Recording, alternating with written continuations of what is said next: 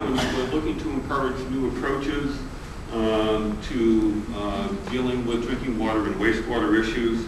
On the wastewater side, we're also talking about climate change issues. For example, a methane capture technology in a wastewater treatment plant would be something that would be a nice project on that side, but certainly, again, not limited to that. That's the type of thing that we can do. All right, who can apply?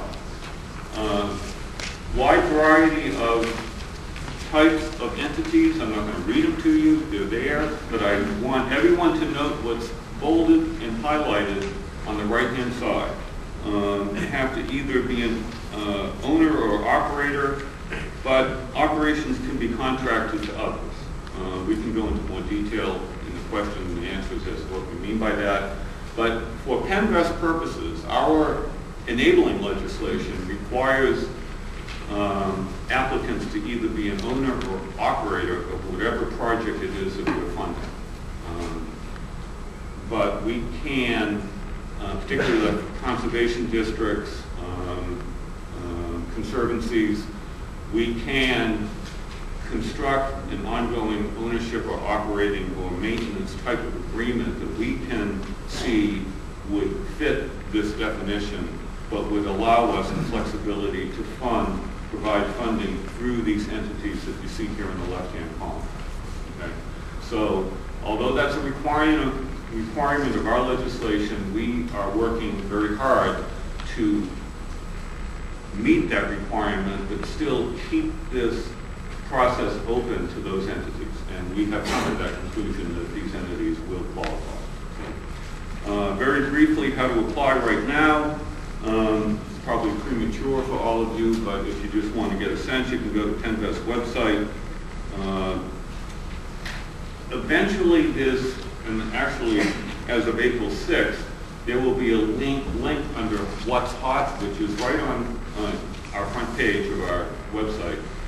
There'll be a link to this under What's Hot, and that's going to be posted up on April 6th. If you were curious, I know you would be, but if you were curious to try to get into the application process today, you could go into our website, click on My Account, and then register. And that kind of throws you into the application process. I'm not recommending that you do that. You probably want to wait for the link to come up, but that's one it'll be. Anyway, it'll be on our website. Things that we're going to be looking at, the projects, whatever applications come in, whatever projects come in, are going to be ranked by DEP based on criteria that we're developing. But added to that will be these things here. Again, we're looking at job creation, unemployment, because we want to try to focus on our money as best we can to deal with unemployment problems and job creation.